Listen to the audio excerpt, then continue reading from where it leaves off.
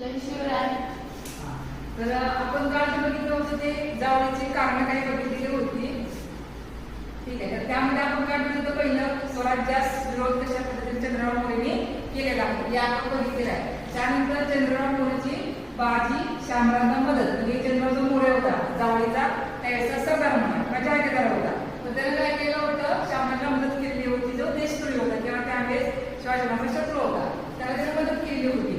त्यानंतर चंद्ररावाचं काय होतं, स्वार्थी धोरण पूर्णपणे होतं आणि आपण गुन्हेगार व समान प्रमाण असते इथपर्यंत आपण पूर्णपणे का 4 पॉईंटच्या मध्ये घेतले होते. म्हणजे जावळी जो प्रदेश जिंकलेला होता त्याची नेमकं कारण काय होती ते आपण 4 पॉईंट काय बघितले. आज आपण बघणार आहे. चंद्ररावाची स्वराज्यात घुसखोरी.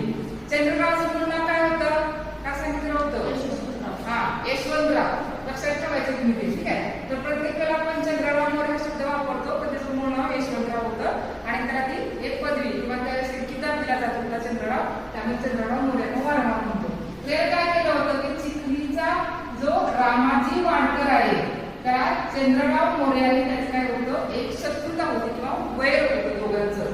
कोणाचं, चिखलीचा रामाजी वाडकर आणि चंद्रराव मोरे या दोघांच्या मध्ये शत्रुता होती किंवा वैर होतं. त्यामुळे त्याने काय केलंय, चंद्रराव मोरेने काय केलं, ह्या रामाजी वाडकरला संधी मिळताच त्याला ठार मारलेला आहे. ठार मारल्यानंतर त्याचा जो काही मुलगा होता तो होता लुगाजी. तर हा लुगाजी स्वराज्यामध्ये आला, म्हणजे रुवेडाच्या खोऱ्यामध्ये आलेला होता आणि हा लुगाजीचा काय झाला, स्वराज्यामध्ये आश्रय आला, म्हणजे शिवाजी महाराजांच्या तो आश्रयाला आलेला होता. मग त्याला संरक्षण करण्याचे शिवाजी महाराजांचं काम होतं. पण चंद्रराव मोरे याने काय केलं, या लुगाजीला सुद्धा स्वराज्यामध्ये येऊन घुसखोरी करून त्याला सुद्धा ठार केलेलं आहे. मग आता हे सहज होईल का मला सांगा. चंद्रराव मोरे तुमचा प्रदेश कुठला होता, जावळचा होता. तुम्ही कुठं आलाय, स्वराज्यामध्ये येऊन स्वराज्यामध्ये आलेल्या आश्रयाला माणसाला ठार मारले. हे कुठंतरी शिवाजी महाराजांना सहन झालं नाही म्हणून त्यांनी काय केलेलं आहे, जावळीवरती त्यांनी आक्रमण केलेलं आहे. आता पुढचं जे पॉइंट आहे ते स्वराज्य विस्तारासाठी अनुकूल जावळीचा प्रदेश. जावळीचा प्रदेश पूर्णपणे कसा होता, दुर्गम होता. झाडी जंगल असं खूप घनदाट त्यावेळेस जंगल होते तिथे, म्हणजे पूर्णपणे दुर्गम प्रदेश होता. लष्करी दृष्ट्या आणि व्यापारी दृष्ट्या दोन्ही दृष्टिकोनातून जावळीचा प्रदेश हा अतिशय चांगला होता.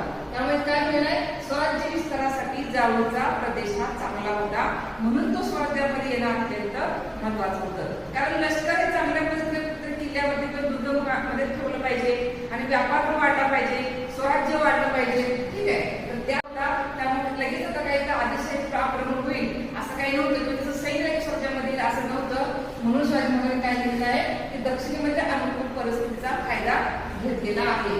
आणि शेवटचं आहे ते हिंदवी स्वराज्याचे ध्येय.